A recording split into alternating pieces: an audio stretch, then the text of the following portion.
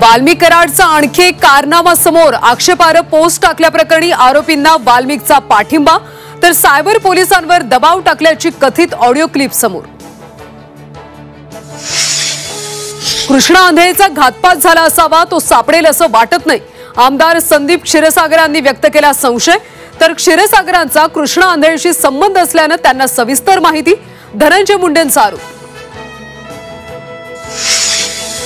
Cabinet बैठकीनंतर मुख्यमंत्री उपमुख्यमंत्री अजित पवार आणि मुंडेंमध्ये बैठक झाल्याची सूत्रांची माहिती।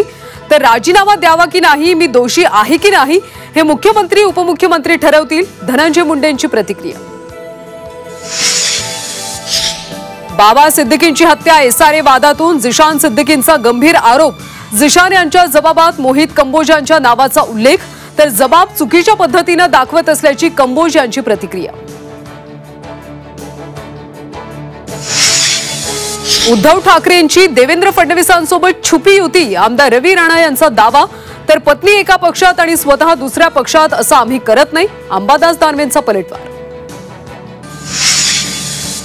राज्यात गिया बारेचा वाढता धोका। गिया बारेचे पुण्यात 111 रुग्ण, नागपुरात 3 तर कोल्हापुरात सुद्धा आढळले 2 रुग्ण।